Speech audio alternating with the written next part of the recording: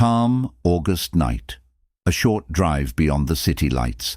Everything looks routine until the corridor of time leaves one person missing. It is August 14th, 2011, 8 p.m. on the outskirts of Dubai, UAE. The terrain is flat desert with low dunes and service roads. The sky is clear. A warm night wind moves fine sand across the pavement. The victim is the bride, 24, visiting from abroad on a brief honeymoon. The plan is simple. See the desert. Take a few photos. Be back at the hotel by midnight. Their gear is basic and logged.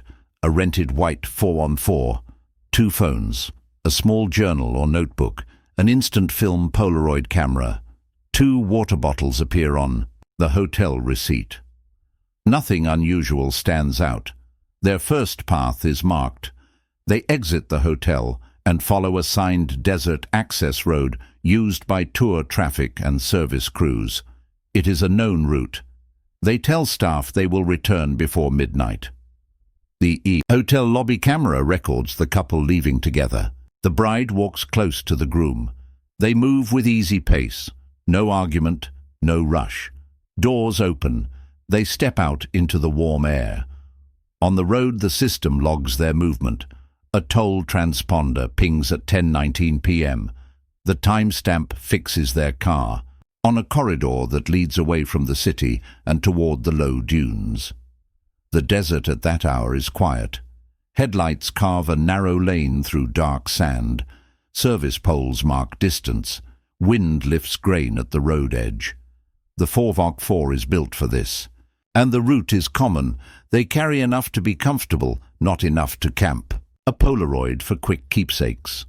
A notebook for short lines about the night sky. 2 phones for calls and photos. It reads like an ordinary evening. Back at the hotel, midnight passes without their keycard. No call comes to the desk. No message reaches family. The lobby stays calm, but the timeline begins to stretch. Hours later, the building records one more signal. At 3:14 a.m., a side camera logs a single figure returning through a service entrance. The frame is brief. The door closes. The plan was to come back together by midnight. Only one person is seen again before dawn. At 9:10 a.m., the day breaks hard. A missed callback hits the hotel desk from the bride's family. Staff try the room phone. No answer. A welfare check follows. By late morning, authorities are notified, and the clock starts. Search and rescue forms in layers. Patrol units sweep the service roads that leave the city's edge. A drone lifts to scan tire paths and pull-offs. A K9 team works leeward of the dunes where scent can hold. It is already hot. Wind rises and throws a haze across the dune crests. Visibility narrows. Back at the hotel, the vehicle sits in the lot. The white 4x4 is logged in. Inside the room, wallets are present. Rings are present. A small journal lies open on the desk. Missing are the day pack and 1 phone. The Polaroid camera is not in the room. The first report uses careful language. Heat and disorientation off-road are listed as a possible cause. It fits the terrain and the hour. At the same time, a parallel line opens. Domestic disturbance cannot be ruled out because of the timeline gaps between 10:19 p.m. and 3:14 a.m. Then a photo set raises the first hard question. Tire track images from a pipeline service spur show a clean turnout into soft sand, 2 ruts, curving off the graded path, and no clear return line back to the road. The tracks go in. They do not come back out. From 2012 through 2016, the file thins. Anniversary notes are logged and filed. Online threads surface and fade. Posters talk about a quiet service bend, a dark pull-off, and engine noise late at night. The tone stays cautious. Fragments repeat, but no sworn account appears. Local talk adds soft edges to the map. Drivers mention after-hours camps and shortcuts across private service roads. A camera blind corner near a utility yard comes up more than once. None of it names a person. It only sketches where people vanish from view. The family keeps pressure on the paper. Each year, letters ask for full toll and transponder pulls, side road CCTV, and fuel station receipts along the access corridor. Replies are logged, summarized, and added to the folder. The status line does not change. Community. Memory holds field details the file cannot. Off-road guides describe wind on ridgelines that can mask a shout even at close range. They point to a wadi where handheld radios cut out when the walls rise. These notes explain how calls for help can die in open country. Through it all, the same question stays pinned to the board. What happened between the pipeline spur and the return at 3:14 a.m.? The service bend, the dark pull-off, the blind corner, each piece sits near the gap. Then an unsigned email lands. It lists a storage yard slot number and calls it a mistagged box tied to that week. Investigators check maps and inventories. No box is found then. The tip leaves only a number and a new corner of the map that refuses to answer back. The yard sits by the coast, wind-blown and quiet. Salt hangs in the air, paint flakes from long metal rows. Sand piles against the lower racks like small dunes. Tag numbers fade to ghosts on the steel. From a 2011 sweep, workers logged a sealed satchel. It had been boxed, then shelved. Chain of custody begins here. Bag, label, photograph, receipt.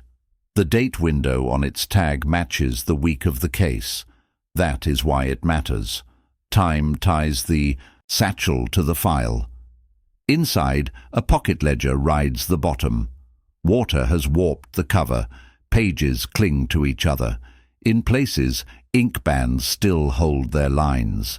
The headings describe yard movements.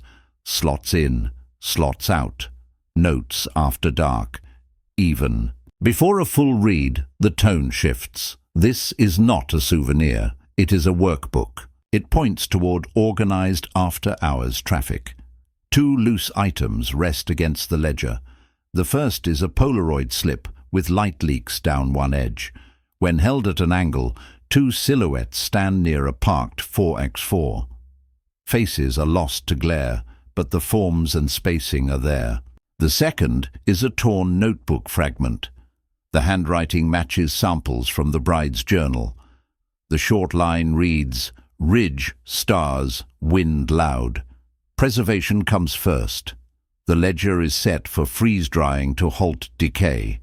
After the freeze, pages are eased apart with soft tools. High-resolution scans follow as each sheet can bear the light. The Polaroid's leaking edge is enhanced only at the border to avoid artifacts. Every move is logged. With the scans in hand, words begin to return. Several lines repeat the same location word, spur. A shorthand time band appears across more than one entry, 004. The short dash leaves the minute open by design. It reads like a window, not a single tick. The pattern echoes what search photos showed at the pipeline service spur. The team maps each legible line to the service network. Spur, slots, after-hours notes. None of it names a person. All of it tightens the window and the place. The Polaroid adds shape.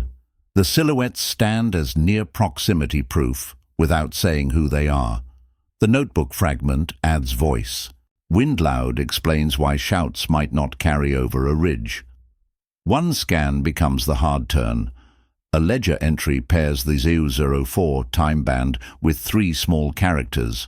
They are initials, and they do not match either spouse. The letters sit on the same line as spur. The file pauses here. A third set of initials enters the room, and the page does not say more. The language stays careful.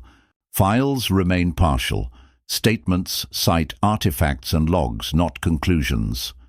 Theory A is accident in heat. The terrain is open, sand is soft, the hour is late. Tire photos show a turnout into loose ground. No struggle sounds were logged. Disorientation is common off-road in wind and haze. The limit is clear, third-party initials beside spur and repeated spur notes in a yard ledger resist a simple fall. Theory B is a third-party encounter. Support lines up. The sealed satchel is dated to the case week, the pocket ledger, records after-hours movements and spur notations. The Polaroid slip shows two silhouettes near a 444. Local talk pointed for years at a camera dead zone and late pass-throughs. The limit holds the door. No confirmed ID for any extra person, partial records across offices, and no clear face on any image. Theory C is a mixed event. In this model, confusion or an argument crosses a scheduled pass-through at the spur. The shorthand 0.4 reads like a set window. The notebook fragment and terrain notes explain why voices vanish on a ridge. The limit remains strong. This path leans on rumor, and no sworn witness fixes words or sequence in that minute band. Each theory rests on real pieces. Accident rests on weather, sand, and the tire turnout. Third party rests on the satchel, the ledger, and the silhouettes. Mixed event rests on the ledger's window, plus the field realities of wind and radio gaps. None of them answers the initials without a name, so the file keeps its stance. Careful, precise, artifact first. The yard ledger exists, the shorthand exists, the Polaroid slip exists, the notebook fragment exists, the gap in identity still exists, and the question the page cannot answer ends this act. If a third person was present, why is there no access card record for that gate in the exact minute band? 17 hours after the last clean timestamp, a quiet artifact changes the table. Audio salvage from the bride's phone cache recovers a 38-second clip. The wind rides steady. A faint engine idles. Two distinct footsteps cross the microphone. One, then another, and then silence. No clear voices, no shouted words, only space and air. Technicians render spectrograms and mark the peaks. The idol holds a flat band. The steps register as short, separated strikes. The final seconds level into noise. It is not a confession. It is not a map. It is a fragment that fixes a texture. Wind, motor, movement, stop. The status line does not shift. The summary stays undetermined. No charges. The file grows by order, not by verdict. Scans from the yard ledger are logged. The audio spectrograms are printed and stored. Movement charts from the service spur and the hotel path join the binder. The chain of each item is documented from hand to hand. Next steps move outside the room. Families and advocacy groups ask 2011 motorists and camp operators on that route to share anything they have. Dashcam pulls, old radio logs, saved GPS tracks.